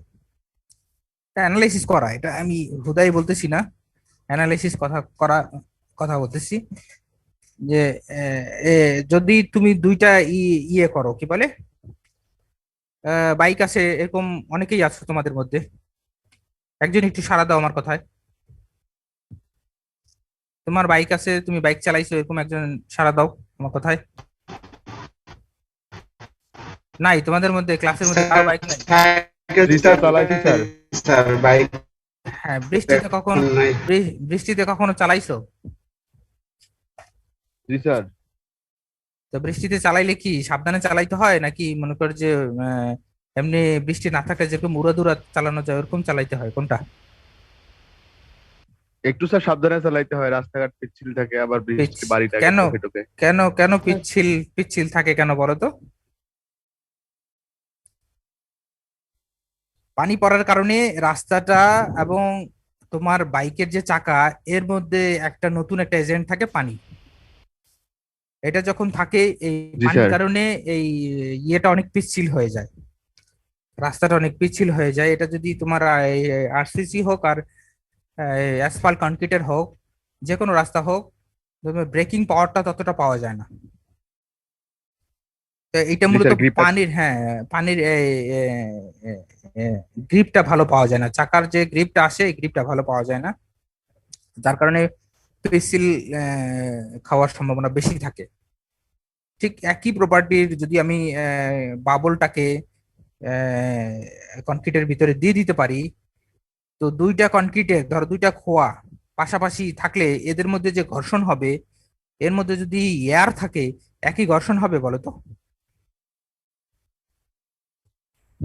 পরবর্তীতে বাবলটা কংক্রিটের ভিতরে বডি সৃষ্টি করে না? হ্যাঁ, ভয়েডের সৃষ্টি করে, কিন্তু বাবলটা থাকে একটা সার্টেন টাইম পর্যন্ত, প্লেসিং পর্যন্ত বাবলটা থাকে। বাবলটা এরপরে ফেটে ওইটা আহ, যখন প্লেসিং করো না, যখন ওই যে ভাইব্রেটর দিয়ে প্লেসিং করে অথবা টেম্পার দিয়ে টেম্পিং করে, তখন বাবলটা ফেটে যায়, বাবলটার জায়গাটা কনক্রিট দখল করে নেয়। বাবলটার কাজ হচ্ছে প্লেসিং পর্যন্ত, বুঝতেছো? বাবলটার কাজ প্লেসিং পর্যন্ত। বাবলটার কাজ এরকম না যে সে আজীবন থেকে যাবে এখানে ফাঁকা অবস্থায়। আর আজীবন রাখার সিস্টেমও আছে, সমস্যা নাই, আজীবন রাখার সিস্টেমও আছে। ওরকম অ্যাডমিক্সারও আছে যে বাবলটা সারা জীবন থাকবে। তবে আমি ওইটার জন্য বলতেছি না, আমি ওয়ার্কেবিলিটির জন্য বলতেছি।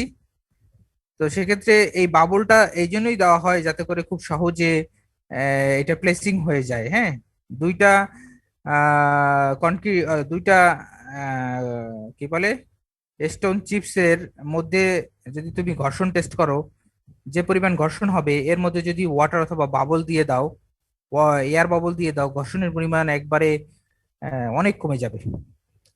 তো যে এই ফেনোমেনা থেকে, এই আইডিয়া থেকে ওরা এয়ার এন্ট্রেনিং এজেন্ট ব্যবহার করতেছে। যাক, এগুলা নিয়ে, স্যার আসলে ওগুলো কারণ না প্রতিকার, বুঝতেছেন কিছু? হ্যাঁ, এটা হচ্ছে গিয়ে প্রতিকার করার জন্য, প্রতিকার করার জন্য এই যে অ্যাভয়েডিং, এই অ্যাভয়েড করতে গেলে এই জিনিসগুলো ব্যবহার করা লাগতে পারে। হ্যাঁ, ব্লিডিং অ্যাভয়েড করার জন্য সিমেন্টের পরিমাণ একটু বেশি ব্যবহার করব, ফাইনলি গ্রাউন্ডেড সিমেন্ট ব্যবহার করব, ওয়াটার পরিমাণ কম ব্যবহার করব যাতে করে সেগ্রিগেট না হয়। হ্যাঁ, ইয়ার ইন্টেনিং এজেন্ট ব্যবহার করব, ইয়ার দেওয়ার জন্য ফাইন এগ্রিগেটের পরিমাণটা বেশি ব্যবহার করব যাতে করে এই যে পানিটা উপরে চলে আসছে এই পানিটা উপরে চলে না আসতে পারে। আমার মিক্সিং ওয়াটার মিক্সিং এর মধ্যেই থাকা আচ্ছা, ভালো। কারণটা স্যার, মানে কারণ তো কারণগুলো তো থাকলে ভালো হইতো। হ্যাঁ, কারণ তো বললাম, যদি পানির পরিমাণ তুমি বেশি ব্যবহার করো, কোর্স এগ্রিগেটের পরিমাণ বেশি ব্যবহার করো, ফাইন এগ্রিগেটের পরিমাণ কম ব্যবহার করো, তখন এরকম সম্ভাবনা হইতে পারে। অথবা যদি তুমি বেশি সময় ধরে মিক্সিং করো, ধরো তোমার ভলিউম হচ্ছে 2 CFT ভলিউম অথবা 3 CFT ভলিউম, তুমি সর্বোচ্চ 1 মিনিট মেশিনে মিক্স করতে পারবা। কিন্তু এখানে যদি তুমি 3-4 মিনিট মিক্স করে ফেলো, তাহলে ওই পানিটা আলাদা হয়ে যায়। ওই বাটটা দিয়ে অনেকক্ষণ করলেও তো এমন হয়। বুঝিনি? ওই স্যার কাঠের যে বাটটা আছে ওটা দিয়ে অনেকক্ষণ ওটার উপর যদি হ্যাঁ, অনেক অনেক, চাপ হ্যাঁ, বাইরে দেওয়া বাইরে করলে, হয়। বাইরে বাইরে করলে পানি বের হয়ে চলে আসে। ঠিকই বলছো, ওই যে বড় একটা কাঠ দিয়ে বাইরে বাইরে করে না, স্ল্যাব বাইরে বাইরে করে, দেখছো না? ফ্লোর বানাইতে গেলে জি স্যার। এটা বলে পাট্টা মারা, বলে পাট্টা মারা, পাট্টা মারা বলে না? জি স্যার, পাটা মারা। এই পাট্টা যদি বেশি মারো তাহলে ঝামেলা আছে। হ্যাঁ, যাক, হার্ডেন প্রপার্টিজ হচ্ছে কি স্ট্রেংথের মধ্যে আবার বেশ কয়েকটা হার্ডেন প্রপার্টিজ, বুঝতেছো, শক্ত হয়ে যাওয়ার পরে ডেফিনেটলি স্ট্রেংথ আসবে এর মধ্যে। আমরা এর আগে বলেছিলাম কম্প্রেসিভ স্ট্রেংথের কথা বলেছিলাম, টেনসাইল স্ট্রেংথ বের করা যায়, ফ্লেক্সার স্ট্রেংথ বের করা যায়, শেয়ার স্ট্রেংথও বের করা যায়। তো এগুলো নিয়ে আলোচনা করব। এরপরে দেখো, স্ট্রেংথের পরে আছে tensile strength, flexor strength, elastic properties আছে, ডিউরেবিলিটি আছে, ইমপারমিয়াবিলিটি আছে, আর ফ্যাটিক আছে। তো সহজে যদি বলি, এখানে বেশ কয়েকটা ফিগার দেওয়া আছে, দেখো কম্প্রেসিভ স্ট্রেংথ কিভাবে নির্ণয় করব। বাংলাদেশে সাধারণত কিউব এবং সিলিন্ডার ব্যবহার করা হয় কম্প্রেসিভ স্ট্রেংথ বের করার জন্য। আইদার কিউব দিয়ে স্ট্রেংথ বের করা হয় অথবা সিলিন্ডার দিয়ে করা হয়। আমি জানি না তোমরা কি করেছো। কিউব হচ্ছে 6 ইঞ্চি কিউব ব্যবহার করা হয়, আর সিলিন্ডার ব্যবহার করা হয় 6-12, এটা হচ্ছে স্ট্যান্ডার্ড। যদি এর চেয়ে কম হয়, যেমন 4-8 সাইজের আমরা করি, তো সমস্যা নেই, করা যায়। স্ট্রেংথ কাছাকাছি আসে, 90 থেকে 95% উপরে আসে। তবে স্ট্যান্ডার্ড সিলিন্ডার হচ্ছে, দেখো স্ট্যান্ডার্ড সিলিন্ডার হচ্ছে 6-12, স্ট্যান্ডার্ড কিউব হচ্ছে 6 ইঞ্চি কিউব। তো এটা সাধারণত 28 দিনে টেস্ট করা হয়, 28 দিনে অনেক স্ট্রেংথ চলে আসে। তবে যদি সময় কম থাকে সেক্ষেত্রে 3, 7, 14, 21 দিনেও টেস্ট করা হয়। কিউবে সাধারণত স্ট্রেংথ বেশি আসে, হ্যাঁ কিউবে সাধারণত স্ট্রেংথ বেশি আসে, 20 থেকে 30% বেশি আসে সিলিন্ডারের চেয়ে। 6 ইঞ্চি 12 ইঞ্চি সিলিন্ডারের চেয়ে কিউবে স্ট্রেংথ 20 থেকে 30% বেশি আসে। কারণ আছে, কারণ হচ্ছে গিয়ে 6 ইঞ্চি ইয়ে দেখো, 6 ইঞ্চি যদি একটা সিলিন্ডার হয় তার তার যে এরিয়া হবে, আর 6 ইঞ্চি কিউবের যে এরিয়া, লোড নেওয়ার মতো এরিয়া, এই দুই এরিয়ার মধ্যে পার্থক্য আছে। এটার এরিয়া কম, এটার এরিয়া বেশি, যার কারণে লোডের পরিমাণ বেশি আসে। তোমরা যদি আলাদা আলাদা টেস্ট করে থাকো এইভাবে সিলিন্ডার এবং কিউব, তাহলে তোমরা দেখতে পারবা এই এই এই স্যাম্পল গুলো তৈরি করা হয়। এটা 6-8, সরি 6-12, এটা 4-8, এটা 3-6, এটা 2-4, হ্যাঁ এইভাবে সিলিন্ডার নেওয়া যায়। কিন্তু স্ট্যান্ডার্ড হচ্ছে 6-12, আর কিউব কিউব সাধারণত 6 কিউব ব্যবহার করা হয়। আরো কিছু আছে 2 ইঞ্চি 2 ইঞ্চি কিউবও ব্যবহার করা হয়, এটা সিমেন্টের জন্য ব্যবহার করা হয়। ডিফারেন্ট টাইপস অফ স্পেসিমেন গুলো এখানে দেখানো আছে, এবং টেস্টের সিস্টেমটা এখানে দেখানো আছে। তোমরা যদি ভিডিও ডেমনস্ট্রেশন দেখে থাকো তাহলে হয়তো এরকম দেখেছো টেস্ট এরকম করতেছে। তো ইফেক্ট আছে, এইজের সাথে স্ট্রেংথের একটা ইফেক্ট আছে, এখানে একটা গ্রাফ দিয়ে বোঝানো আছে। আমাদের অর্ডিনারি পোর্টল্যান্ড সিমেন্ট নিয়ে আলোচনা করতেছি। অর্ডিনারি পোর্টল্যান্ড সিমেন্টের গ্রাফটা হচ্ছে মধ্যের গ্রাফটা, এটা নিয়ে আলোচনা করো। যত সময় যাবে, দেখো এই হরিজন্টাল এক্সিসে লগ স্কেলে দেওয়া আছে সময়, ডেতে দেওয়া আছে 10 দিন, একদিন থেকে শুরু হয়েছে, 10 দিন, 100 দিন, 1000 দিন, এইভাবে করে তোমার 10,000 দিন পর্যন্ত আছে। তো সমস্যা নেই, এতদিন দরকার নেই। তো আমি যদি আমার অর্ডিনারি পোর্টল্যান্ড সিমেন্ট এইজের সাথে সাথে কতখানি কম্প্রেসিভ স্ট্রেংথ ডেভেলপ করতেছে, তাহলে দেখো এই যে 10 দিনে অনেকখানি চলে আসছে, প্রায় 50%-এর মতো। এরপরে দেখো 100 দিনে অনেকখানি 7,000-এর মতো চলে আসছে। এরপরে 1200-1300 দিনে, 1100 দিনে অনেক চলে আসছে। তো এটা মূলত ইয়ে অনুযায়ী ভেরি করে। উপরেরটা দেখো, উপরেরটা হচ্ছে র্যাপিড হার্ডেনিং সিমেন্ট, খুব দ্রুত হার্ডেনিং হয়ে যাবে, এই জন্য এটা র্যাপিড হার্ডেনিং বলতেছে। আর নিচেরটা হচ্ছে কি সালফেট রেজিস্টিং সিমেন্ট। এই সালফেট রেজিস্টিং সিমেন্ট দিয়ে যদি করি তাহলে এটার স্ট্রেংথটা প্রথম দিকে কম আসে, শেষের দিকে প্রায় সিমিলারই আসে। তো এখানে বেশ কয়েকটা কথা আছে। 70 থেকে 80% স্ট্রেংথ, হ্যাঁ 28 দিনে চলে আসে, সরি 70 থেকে 75% স্ট্রেংথ 28 দিনে চলে আসে। আর 1 বছরে 90 থেকে 95% স্ট্রেংথ চলে আসে। আমি অর্ডিনারি পোর্টল্যান্ড সিমেন্টের কথা বলতেছি। 1 বছরে 90 থেকে 95% স্ট্রেংথ চলে আসে, আর 28 দিনে 70 থেকে 75% স্ট্রেংথ চলে আসে। এবং 28 দিনের স্ট্রেংথ এবং 7 দিনের স্ট্রেংথের মধ্যে একটা সম্পর্ক আছে। 7 দিনের স্ট্রেংথকে যদি আমি 1.5 দিয়ে গুণ দিয়ে দিই তাহলে 28 দিনের স্ট্রেংথ পেয়ে যাবে। দেখো এটা এটা এইটার রেঞ্জ সাধারণত 1.3 থেকে 1.7 হয়, তবে ম্যাক্সিমামের রেঞ্জ হচ্ছে 1.5 এর উপরে, যার কারণে এটাকে বলতেছে 1.5 দিয়ে যদি 7 দিনের স্ট্রেংথটাকে গুণ করি। যেমন একটা তুমি সিলিন্ডার টেস্ট করলা, এটা পেলা ধরো কত 2000 পিএসআই পেলা, 2000 পিএসআই পেলা, তাহলে 7 দিনে স্ট্রেংথ পেলা 2000 পিএসআই।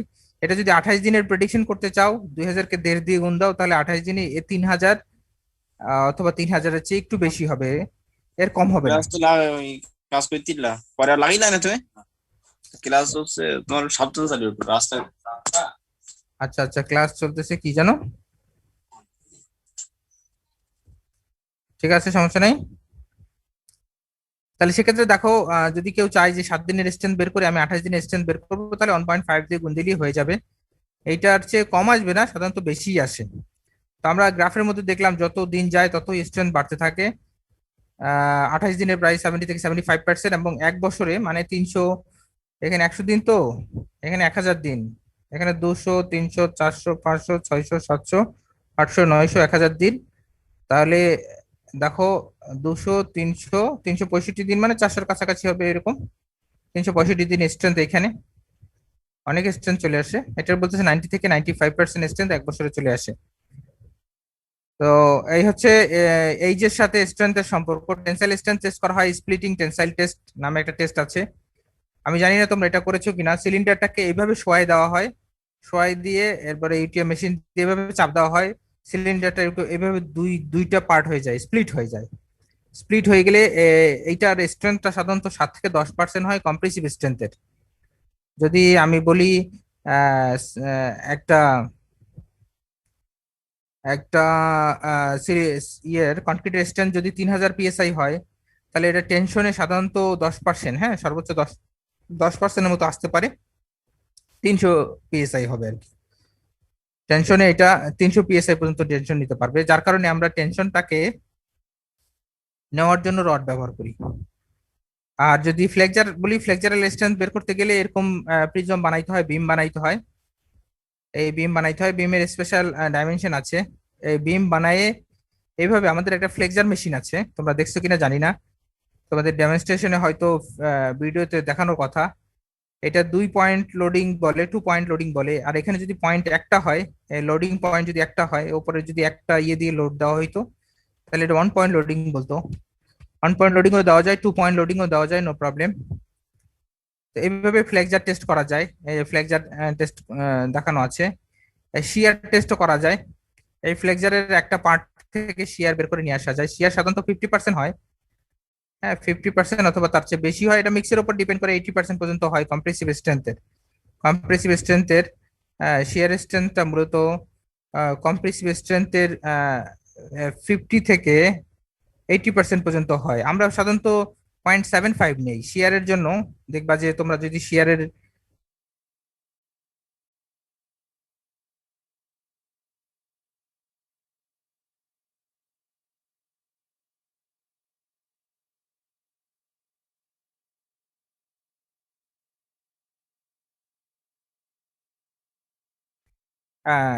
দেখো রুটো এ প্রাইম সি এর ভ্যালু যত বাড়বে, যত কমবে, মডুলাস অফ ইলাস্টিসিটি আইদার বাড়তে থাকবে অথবা কমতে থাকবে। কিন্তু স্টিলের ক্ষেত্রে দেখো মডুলাস অফ ইলাস্টিসিটি একটা। যদি বিশ্বাস না হয় এখনই ছাড় দাও, modulus of elasticity of steel লেখো, দেখবে একটা ভ্যালু দিয়ে দিবে, কনস্ট্যান্ট ভ্যালু। আর যদি বলো modulus of elasticity of concrete, তাহলে দেখবে একটা ইকুয়েশন দিয়ে দিবে।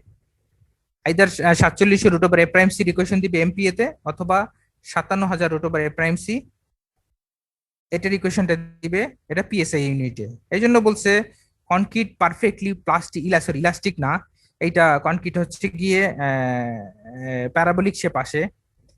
কনক্রিট টেস্ট করেছো তোমরা, কার্ভ পেয়েছো, কার্ভটা সব জায়গায় চেঞ্জ হইতে থাকে। কার্ভের দেখবা কোনো এমন একটা সরল রেখা পাওয়া যায় না যে সরল রেখার মান ঢালটা সব জায়গায় সমান। এই জন্য এটাকে বলে পারফেক্টলি প্লাস্টিক না, সরি ইলাস্টিক না, এটার মান বিভিন্ন জায়গায় চেঞ্জ হয়। তো সেক্ষেত্রে কনক্রিটের যে ইলাস্টিক প্রপার্টিজ বের করতে হইলে আমাকে ওই ফর্মুলাটা ব্যবহার করতে হবে, যে ফর্মুলাটা ওরা রিসার্চ করে ডেভেলপ করেছে। আইদার এমপিএ তে অথবা পিএসআই তে বের করতে গেলে দুইটা ফর্মুলা আছে। ডিউরেবিলিটি, এইটা ডিপেন্ড করে কনক্রিটের স্ট্রেংথের ওপরে, কনক্রিট কতখানি উইথস্ট্যান্ড করতে পারবে টাইম পিরিয়ডে, ওভার এ টাইম পিরিয়ড। ধরো একটা কনক্রিট ডিজাইন করেছো 50 বছরের জন্য, তো এই 50 বছরে এইটা বাহিরের এনভায়রনমেন্টে, এই দেখো এক্সটার্নাল যে এনভায়রনমেন্ট আছে, এই এনভায়রনমেন্ট অথবা ন্যাচারাল ইন্টারনাল এজেন্ট দিয়ে এই কনক্রিটটা কতখানি ক্ষতিগ্রস্ত হইতে পারে, এইটার একটা এস্টিমেশন ডিউরেবিলিটি দিয়ে পাওয়া যায়, যে আসলে এই কনক্রিটটা কত দূর পর্যন্ত যেতে পারবে, এটা ডিউরেবিলিটি কত হবে। এটা ডিপেন্ড করে কনক্রিটের বিভিন্ন প্রপার্টিজ এর উপরে, হ্যাঁ কিসের জন্য তুমি ডিজাইন করতেছো, এর ডিটারিয়েশন অথবা ক্ষয় সময়ের সাথে কত হবে, এটা সব বের করে দেওয়া যায়। হ্যাঁ সেক্ষেত্রে এইটা একটু ব্রড আকারে আছে, এটা একটু পরে নিয়েও সমস্যা নাই। আরো যদি ভালো বুঝতে চাও, তো এখানে ওরা বলছে এই ক্যাটাগরাইজ করা যায় কি কি কারণে হয়। এটা ফিজিক্যাল হইতে পারে, মেকানিক্যাল হইতে পারে, অথবা কেমিক্যাল হইতে পারে। কেমিক্যাল মানে হচ্ছে গিয়ে যদি কারো বাসা সমুদ্রের খুব কাছে থাকে, তাহলে দেখবা যে সমুদ্রের পানি নোনা এবং উপরের সারফেসে যে পানি থাকে সেটাও নোনা, মাটির উপরের সারফেস থেকে অথবা নিয়ার শ্যালো টিউবওয়েল থেকে যে পানিটা পাওয়া যায় সেটাও নোনা। তার মানে তোমার যে বিল্ডিং আছে, বিল্ডিং এর যে অংশ মাটির নিচে আছে, মাটির সাথে লেগে আছে, এই অংশে যে মাটির মধ্যে যে নোনা পানি আছে, এই নোনা পানি যখন লাগবে তো বিল্ডিং এর ক্ষতি হইতে থাকবে। এটা হচ্ছে কেমিক্যাল। যেমন যদি সল্ট থাকে, সল্টের জন্য সল্ট বিভিন্ন ধরনের হইতে পারে, সল্ট থাকতে পারে, অ্যাসিড থাকতে পারে, এই অ্যাসিড অ্যাটাক করতে পারে, অ্যালকালিস থাকতে পারে, অ্যালকালিস অ্যাটাক করতে পারে, তাহলে এটা কেমিক্যালি এটা ডিউরেবিলিটিটা কমাই দিচ্ছে। এরপরে হচ্ছে গিয়ে ফিজিক্যাল যদি হয়, ফিজিক্যাল এখানে দেখো বেশ কয়েকটা ইয়ে দেওয়া আছে। ফিজিক্যাল হচ্ছে যদি ইয়ে হয়, ফোর্স মানে যদি তুষার পড়ে, এটা তোমার বরফ হয়ে যাচ্ছে, আবার রোদ আসলে, রোদ উঠলে এটা আবার নর্মাল হয়ে যাচ্ছে, আবার বরফ হয়ে যাচ্ছে, এটাকে বলে ফ্রস্ট অ্যাকশন। অথবা যদি টেম্পারেচার ভেরিয়েশন থাকে ম্যাটেরিয়ালস এর মধ্যে, কনক্রিটের এক ধরনের টেম্পারেচার, সিমেন্ট পেস্টে এক ধরনের টেম্পারেচার, এরকম যদি হয় সেক্ষেত্রে ফিজিক্যাল কিছু ডিউরেবিলিটি ইফেক্ট আসে। আর মেকানিক্যালটা এখানে বলা আছে, মেকানিক্যালটা মেইনলি অ্যাসোসিয়েটেড এখানে ইয়ে আছে মেইনলি উইথ অ্যাবরশন বলে আছে। হ্যাঁ, অ্যাবরশন কথাটা অ্যাসোসিয়েটেড মেইনলি উইথ অ্যাবরশন কথাটা বুঝতেছো? এটা সহজ সহজ সহজ যদি বলি, ডিটারিওরেশন বলা যেতে পারে। ডিটারিয়েশন অবিচ্ছেদ্য স্যার, বুঝিনি। অবিচ্ছেদ্য না অ্যাবর্শন মিন্স।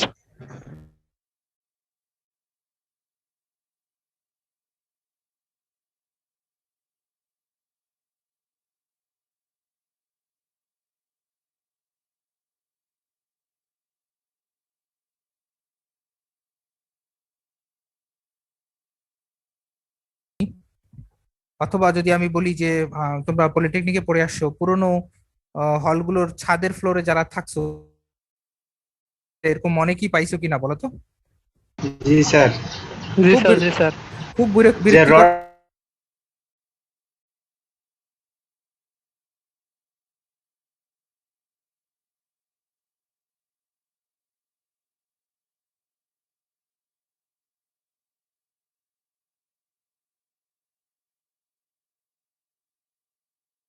এবং ইয়ার এর ভিতরে ঢুকতে পারবে, পেনিট্রেট করতে পারবে, তখনই করশন শুরু হবে কার বলো তো? স্টিলের করশন শুরু হবে। শুনতেছো? জি স্যার। স্টিলের করশন যখন শুরু হবে, স্টিলের করশন শুরু হইলে যে জিনিস তোমরা দেখে আসছো ওই জিনিসই হবে। স্টিলের ভলিউম বাড়বে, স্টিলের ইনক্রিজ, দেখো লেখা আছে, খুব সহজে লেখা আছে, increase volume of the steel. এরপরে এর কারণে ভলিউম বাড়ার কারণে ক্র্যাক আসবে,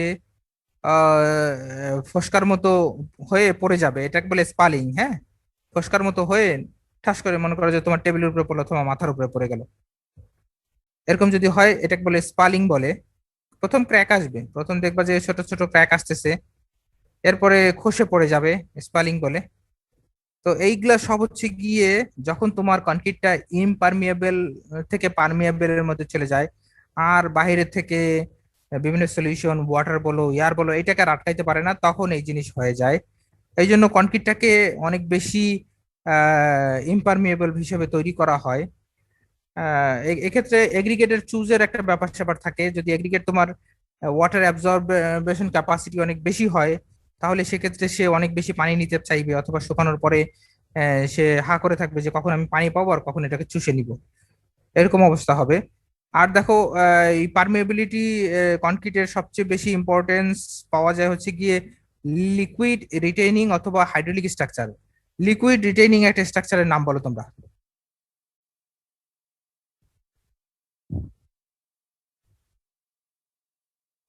কেউ বলতে পারবে না ভদ্র মহোদয়? আমাকে কেউ শুনতেছো না? শুনতেছি স্যার। শুনলে শুনতেছি বলো, স্যার। লিকুইড রিটেইনিং একটা স্ট্রাকচারের নাম বলো। Sir dam. Sir dam. Dam হয়ে গেল, হাইড্রোলিক স্ট্রাকচার হয়ে গেল, হাইড্রোলিক স্ট্রাকচার হয়ে গেল ড্যাম। লিকুইড রিটেইন করতেছে এরকম একটা স্ট্রাকচারের নাম বলো। আরে ভাই, underground water tank, overhead water tank, এগুলা কি বলতো? লিকুইড ধরে রাখতেছে কিনা, জি স্যার। রিটেইন করতেছে। আর এই হাইড্রোলিক স্ট্রাকচার তো, হাইড্রোলিক স্ট্রাকচার যদি ড্যামের কথা বলে, স্পিলওয়ের কথা বলে, সবসময় রিটেইন করে না, এ মাঝে মধ্যে ছেড়েও দেয়, যদি এক্সেস হয়ে যায় ছেড়ে দেয়। কিন্তু যদি তোমার ধরে রাখতে হয়, হ্যাঁ, অনেকক্ষণ যাবত ধরে রাখতে হয়, সেক্ষেত্রে এটাকে বলে লিকুইড রিটেনিং স্ট্রাকচার। এটা আন্ডারগ্রাউন্ড ওয়াটার রিজার্ভার হইতে পারে, তারপরে ওভারহেড ওয়াটার ওয়াটার ট্যাঙ্ক হইতে পারে। তো এগুলা বলছে, এগুলো হইতেছে লিকুইড রিটেনিং স্ট্রাকচার। আর যদি আমি বলি, ফ্যাক্টরিতে অনেক সময় কেমিক্যাল রাখার জন্য ওয়াটার ট্যাঙ্ক ব্যবহার করে, ওই কেমিক্যাল ট্যাঙ্ক ব্যবহার করে। তো এগুলা হচ্ছে লিকুইড রিটেনিং স্ট্রাকচার। তোমরা ফাইনালি উঠলে ইয়ে পড়বা, ইন্টারেস্ট ট্যাঙ্ক ডিজাইন পড়বা, ওই ওই সময় তোমাদের বলা হবে যে হ্যাঁ, এখানে কনক্রিটটা অনেক বেশি পারমিয়েবল, ইমপারমিয়েবল হইতে হবে, যাতে করে পানিটা লিক করে না যায়। পানি লিক করলে তো আসলে একটা সমস্যা না, ওই ওর ভিতরে যে রড আছে, রডে জং ধরবে, জং ধরে ওই যে ফোসকা টোসকা পড়ে যাবে, ক্র্যাক আসবে। আর যদি ক্র্যাক আসে কনক্রিটের মধ্যে, তাহলে কি ওর ভিতরে পানি থাকবে না বের হয়ে যাবে বলো তো? পেনিট্রেট করবে আর কি। আচ্ছা, বের হয়ে যাবে। হ্যাঁ, হাইড্রোলিক স্ট্রাকচার হচ্ছে যেটা বললাম, ওই যে ড্যাম আছে, স্পিলওয়ে, স্পিলওয়ে আছে, হ্যাঁ, আমাদের কাপ্তাইয়ে যেটা আছে, হ্যাঁ, কি বলে, ইলেকট্রি ইলেকট্রিসিটি জেনারেশন ইয়ে আছে না, জল বিদ্যুৎ। জল বিদ্যুতের ইয়েটা আছে না, এটাও হাইড্রোলিক স্ট্রাকচারের মধ্যেই পড়ে, হ্যাঁ। আর ফ্যাটিকের কথাটা সহজে যদি বলি, ফ্যাটিক ফ্লেক্সারের সাথে সম্পর্কিত। ফ্লেক্সার, হ্যাঁ, ফ্লেক্সার টেস্টের কথা বললাম, বিম বানাইতে হবে। এটা যদি 2 পয়েন্ট অথবা 1 পয়েন্ট লোডিং দেই, সেক্ষেত্রে ফ্লেক্সার টেস্ট করা যায়। কিন্তু বাস্তবে আসলে ফ্লেক্সার টেস্ট কোথায় হয়, কিভাবে হয়, সেটা যদি আমি বলি, দুইটা কলামের মধ্যে একটা বিমকে কানেকশন করে রাখছো, এই বিমের উপরে স্ল্যাব আছে, ইভেন আমি বসে আছি, হ্যাঁ, স্ল্যাবের উপরে আমি বসে আছি, আমার লোড, স্ল্যাবের লোড, বিমের লোড, এগুলা যখন এই বিমটার উপরে পড়তে থাকে, প্রথম অবস্থায় এর কোনো সমস্যা হয় না, কিন্তু বিমের বয়স যত বাড়ে, তত ওই যে বৃদ্ধ মানুষের মতো আস্তে আস্তে সে নুয়ে যেতে থাকে, নুয়ে যেতে থাকে। দেখবা যে একটা সময় তার লাঠি ধরতে হয়, লাঠি নিয়ে হাঁটতে হয়। তো এইটা হচ্ছে গিয়ে তার যে ফ্যাটিকটা কমে গেছে, তার ভিতরে যে ফ্যাটিক স্ট্রেংথ ছিল, এই স্ট্রেংথটা কমে গেছে। এক জোয়ান এক ছেলে দেখো, সে একে শক্ত সমর্থ সোজাভাবে হাঁটতেছে, কোনো সমস্যা নেই, তার লাঠির দরকার হয় না। কিন্তু বৃদ্ধ এক বয়স্ক এক দাদাকে দেখো, যিনি কিনা লাঠি ছাড়া হাঁটতেই পারে না, অনেক সময় আল্লাহ মাফ করে হুইল চেয়ারে চলাফেরা করতে হয়। তো এইভাবে যখন একটা বিম অনেক বেশি লোড নিয়ে থাকবে, কনস্ট্যান্টলি এই লোডটা নিতে থাকবে একটা সার্টেন টাইম পর্যন্ত, প্রথম দিকে এর স্ট্রেংথ অনেক বেশি থাকে, ফ্যাটিকও বেশি থাকে, আস্তে আস্তে স্ট্রেংথ কমে যায়, ফ্যাটিক ফ্যাটিক কমতে থাকে। এইভাবে একটা সম্পর্ক আছে ফ্যাটিকটা, ফ্যাটিক এবং ফ্লেক্সারের মধ্যে। তো আশা করি বুঝতেছো। আহ, মনে হয় না ইয়ে হবে, কি বলে, প্রবলেম হবে। এই স্ল্যাম টেস্টের ছবি দেখাইছে না তোমাদেরকে? দেখাইছে? জি স্ল্যাম টেস্টের তো ছবি দেখানোর কথা, এই জিনিস পড়াবো না, তোমরা পড়ে নিবা। এই এই জি স্যার। ওয়ার্কেবিলিটির কথা বললাম যেটা, হ্যাঁ, ওয়ার্কেবিলিটির কথা মনে আছে কিনা? ওয়ার্কেবিলিটি মানে হচ্ছে গিয়ে সিমেন্টের এই কনক্রিটের পেস্টের কনসিস্টেন্সিটা এমন হবে যাতে এটা সহজে হ্যান্ডেল করা যায়, সহজে প্লেস করা যায়, সহজে ট্রান্সপোর্ট করা যায়, সহজে কম্প্যাক্ট করা যায়, হ্যাঁ, ভাইব্রেট করা যায়, এরকম হইতে, সেগ্রিগেশন ব্লিডিং যাতে না হয়, এরকম একটা কনক্রিট পেস্টকে আমরা ওয়ার্কেবল কনক্রিট পেস্ট বলতেছি। এই এই ওয়ার্কেবিলিটিটা আসলে কি কি দ্বারা নিয়ন্ত্রিত হয়, এইটা এখানে বলা আছে। Factor affecting workability, water content, mix proportion, এগ্রিগেটের সাইজ, এগ্রিগেটের শেপ, এগ্রিগেটের গ্রেডিং কি হবে। তোমরা গ্রেডিং করে আসছো, এফএম বের করে আসছো, গ্রেডিং কার্ভ দেখছো, স্যার হয়তো বলছে এস কার্ভ হইলে ওয়েল গ্রেডেড, এস কার্ভ যদি না হয় সেক্ষেত্রে গ্যাপ গ্রেডেড হইতে পারে, অথবা পোরলি গ্রেডেড হইতে পারে, অথবা ইউনিফর্মলি গ্রেডেড হইতে পারে। ইউনিফর্মলি গ্রেডেড এর মধ্যে অনেক একই সাইজের ম্যাটেরিয়ালস অনেক বেশি থাকে, আর গ্যাপ গ্রেডেড মনে হচ্ছে কি এক সাইজ থাকে আর এক সাইজ থাকে না, এরকম। আর ওয়েল গ্রেডেড হচ্ছে কি সব সাইজের ম্যাটেরিয়াল, এই দানাগুলো সমান পরিমাণে থাকে, যাতে করে গ্যাপ গুলো ওয়েল ফিল করা যায় আর কি। হুম। তো সেক্ষেত্রে সারফেস টেক্সচার অফ এগ্রিগেট মানে সারফেসের গঠনটা কিরকম হবে, এটা কি রাফ হবে স্মুথ হবে, কোন দিকে কোনটা হইলে ওয়ার্কেবিলিটি বেশি পাওয়া যায়। সাধারণত স্মুথ হইলে ওয়ার্কেবিলিটি বেশি পাওয়া যায়, কিন্তু আবার স্ট্রেংথ কম পাওয়া যায়। তো আমাদের সবকিছু খেয়াল রাখতে হবে। আমার যেহেতু ওয়ার্কেবিলিটির কথা বলছে, স্ট্রেংথের কথা আমরা বলবো না। যদি টেক্সচারটা সারফেসটা স্মুথ হয় সেক্ষেত্রে ফ্রিকশনের পরিমাণ কম হয়, ওয়ার্কেবিলিটি বেশি পাওয়া যায়। এই জন্য ওয়ার্কেবিলিটি বেশি পাওয়ার জন্য রাউন্ডেড শেপ এগ্রিগেট ব্যবহার করতে বলে, কিন্তু রাউন্ডেড শেপ এগ্রিগেট ব্যবহার করলে তুমি স্ট্রেংথ কম পাবা। এরপরে দেখো ইউজ অফ অ্যাডমিক্সচার, যদি অ্যাডমিক্সচার ব্যবহার করো তাহলে সেক্ষেত্রে তোমার ইয়ে হইতে পারে, অ্যাডমিক্সচার কি বলে ওয়ার্কেবিলিটি হেরফের হইতে পারে। এরপরে চলে আসো সাপ্লিমেন্টারি সিমেন্টিয়াস ম্যাটেরিয়াল, যেমন ফ্লাই অ্যাশ আছে, হ্যাঁ, অথবা রাইস অ্যাশ আছে, অথবা সিলিকা আছে। এগুলা যদি আমি সাপ্লিমেন্টারি সিমেন্টিয়াস ম্যাটেরিয়ালস হিসেবে ব্যবহার করি সেক্ষেত্রে ওয়ার্কেবিলিটি চেঞ্জ হইতে পারে। টাইম, টেম্পারেচারের সাথে ওয়ার্কেবিলিটি সম্পর্ক বেশি, অনেক বেশি ইম্পর্টেন্ট। টেম্পারেচার যত বেশি ওয়ার্কেবিলিটি তত কমতে থাকে। টেম্পারেচারের সাথে ওয়ার্কেবিলিটির সম্পর্ক ইনভার্স সম্পর্ক, যত বেশি টেম্পারেচার ওয়ার্কেবিলিটির পরিমাণ তত কমতে থাকে। তো এই হচ্ছে তোমার কিছু ফ্যাক্টর অ্যাফেক্টিং ওয়ার্কেবিলিটি। এই ওয়ার্কেবিলিটি টেস্ট করে স্ল্যাম টেস্টের মাধ্যমে, কনক্রিট স্ল্যাম টেস্টের মাধ্যমে। যদি আমি কনক্রিটের স্ল্যাম টেস্ট করি, এই কোণটা হয়তো তোমাদেরকে দেখানো হয়েছে, এই কোণটাকে 3 লেয়ারে ফিল করতে হয়। এই যে এই বেচারার হাতে যে রডটা দেখতেছো হরিজন্টালি বসাইছে একটা টেপের মাথায়, এই রডটা দিয়ে 3 লেয়ারে এটাকে ফিল করতে হয়। প্রত্যেক লেয়ারে 25টা করে ব্লো দিতে হয়, 25টা করে টেম্পিং করতে হয়। টেম্পিং করার পরে যখন এই এখানে হাতল আছে, এখানে হাতল আছে, দেখো এই হাতল দিয়ে যখন এটা টেনে বের করে নিয়ে আসে,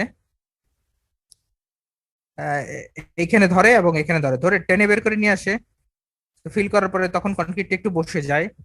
এই বসে গেলে এইখানে যতটুকু বসে যাবে এইটাকে বলতেছে স্ল্যামের ভ্যালু। হ্যাঁ, যেটা তোমাদের হয়তো ল্যাবরেটরিতে দেখানো হয়েছে। 3 ধরনের স্ল্যাম হইতে পারে। ট্রু স্ল্যাম, এটাকে বলতেছে ট্রু স্ল্যাম্প, এরকম যদি স্ল্যাম্প হয়, অথবা এই ফিগারে দেখতেছো এটাকে ট্রু স্ল্যাম্প বলতেছে।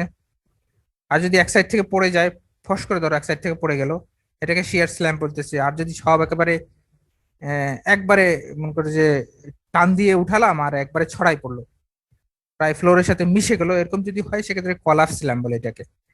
আর জিরো স্ল্যাম্পও হইতে পারে। জিরো স্ল্যাম্প মানে হচ্ছে কি তুমি টান দিয়ে উঠাইছো, এইখানে একটু নামে নাই, এই কনক্রিটটা একেবারে এটা সমানই আছে। এই যদি আমি এবারে এই টেপটা ধরেছো 1 মিলিমিটার 2 মিলিমিটার অথবা কিছুই হয়নি, এরকম যদি হয় সেক্ষেত্রে এটাকে জিরো স্ল্যাম্প বলা যায় আর কি। হ্যাঁ, তো স্ল্যাম্পের বিভিন্ন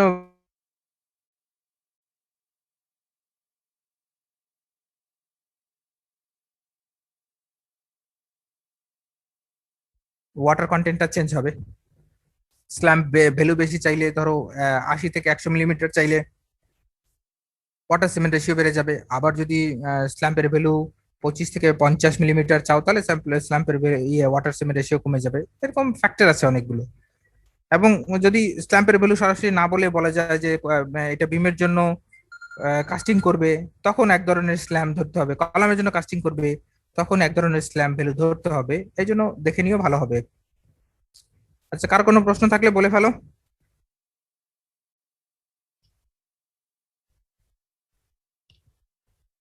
হ্যাঁ, সালামালাইকুম। হ্যাঁ,